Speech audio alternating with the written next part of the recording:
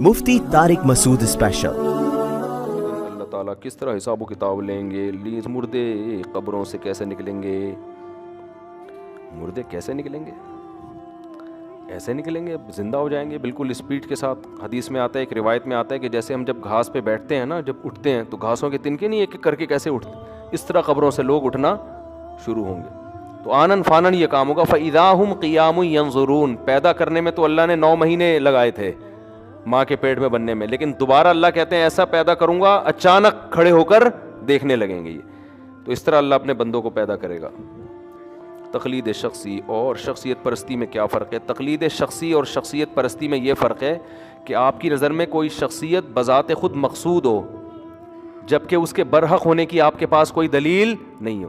جیسے لوگ اپنے جاہل پیروں کو پیر بنا لیتے ہیں، وہ پیر صاحب نہ نماز پڑھ رہے ہیں، وہ دم درود میں لگے ہوئے ہیں، وہ پھونکے مار رہے ہیں، زار بھر ان کا لٹکتا رہتا ہے ہوا میں، ان کو ناڑا باندھنے کی تمیز، بہت سے میں نے دیکھے ناڑا باندھنے کی تمیز، لیکن کہتے ہیں ہمارے پیر اتنے نیک ہیں ان کو ناڑا باندھنے کی تمیز نہیں۔ ارے وہ بیٹھے ہوئے، کیا نام ہے آپ کا؟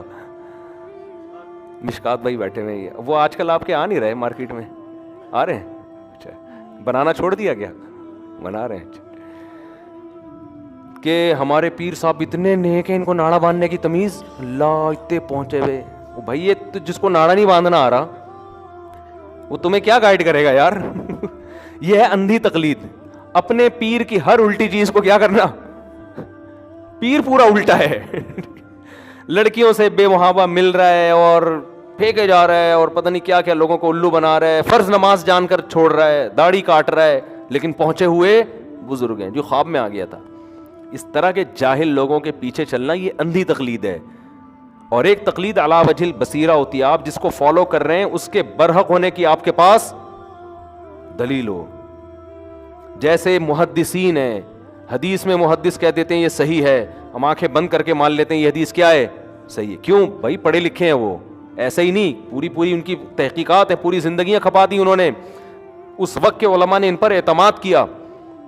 اسی طرح کسی مفتی جس پر علماء اعتماد کرتے ہیں وہ فتویٰ دے دے، لوگ مانتے ہیں بھائی یہ تو بڑے مفتی ہیں، ان کے پاس تو علم ہے، تو یہ تقلید اندھی تقلید نہیں کہلائے گی۔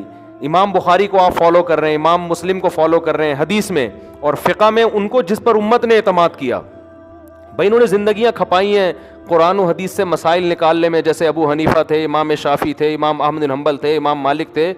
یہ وہ لوگ ہیں جن پر پوری امت جمع ہوئی ہے، 2-4 لوگ نہیں ہیں، پوری امت گواہی دے رہی ہے۔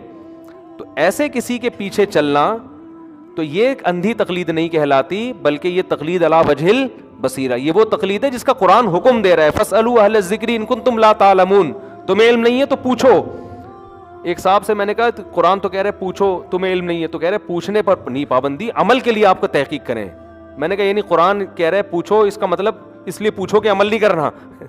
تو کیسی بات ہے؟ پوچھو اس لیے کہ عمل کرو نا اس کو۔ اور صحابہ کرام میں ہم دیکھتے ہیں کہ تابعین صحابہ سے آ کے مسئلہ پوچھتے تھے، بہت سارے مسائل صحابہ نے بیان کیے، ان کی دلیل بیان نہیں کی، تابعین نے یہ سوچ کے فالو کیا کہ ان کا علم ہم سے زیادہ ہے، اور چلے گئے مسئلہ پوچھ کے کہ بھئی ان کا علم ہم سے زیادہ ہے۔ اور دنیا میں ہر جگہ یہی ہو رہا ہے، ڈاکٹر کو آپ پیناڈول پہ ریسرچ کرنا شروع کر دو تو پاگل ہو جاؤ گے۔ ڈاکٹر ہے یار، یہ ادارہ ہے پراپر میڈیکل پڑھا ہوا ہے، یہ کہہ رہا ہے تو صحیح کہہ رہا ہوگا۔